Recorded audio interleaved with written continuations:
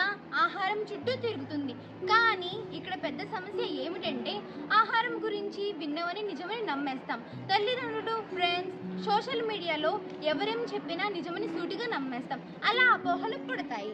అపోహలు మనల్ని గందరగోళానికి గురి చేస్తాయి. శాస్త్రాలు నిజాలు చెప్తాయి. ఈరోజు మనం ఆహారం గురించి కొన్ని అపోహల్ని చూద్దాం.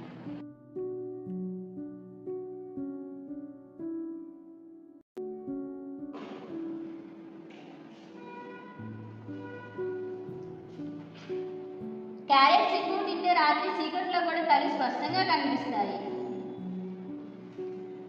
నిజమా? అప్పుడు నేను ఎగ్జామ్స్కి రాత్రంతా చదివేయచ్చా? అది అపోహ.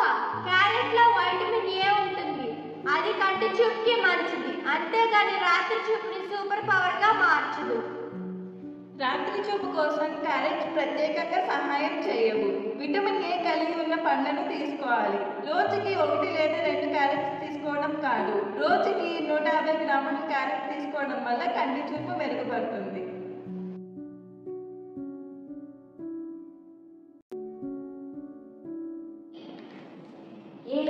ఏం చేస్తున్నావు? పప్పు తింటున్నా. పప్పు తినడం వల్ల వేడి చేస్తుంది, ఎసిడిటీ వస్తుంది. అవునా? నాకు పప్పు అంటే చాలా ఇష్టం. అదే నేను పప్పు తినకూడదా? కాదు, పప్పులో ప్రోటీన్స్, ఐరన్, ఫైబర్ ఉంటుంది.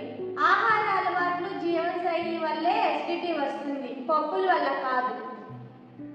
అవును, పప్పులు అనేవి ఆరోగ్యకరమైన సమతుల్య ఆహారంలో తప్పనిసరిగా ఉండాలి.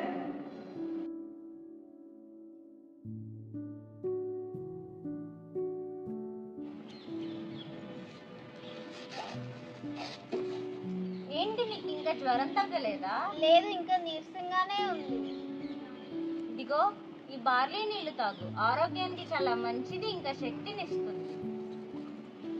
బార్లీ వాటర్ అనేది పాతకాలపు రెమెడీ మాత్రమే, అసలు ఉపయోగం లేదు.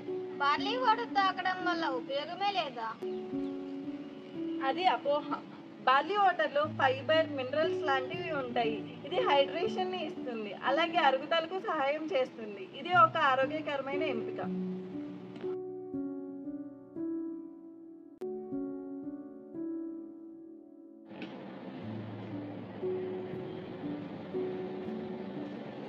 అరటి, ద్రాక్షల్లో చక్కెర ఎక్కువ ఉంటుంది కాబట్టి ఇవి లావు చేస్తాయి. బరువు తగ్గాలనుకుంటే వీటిని తినకూడదు.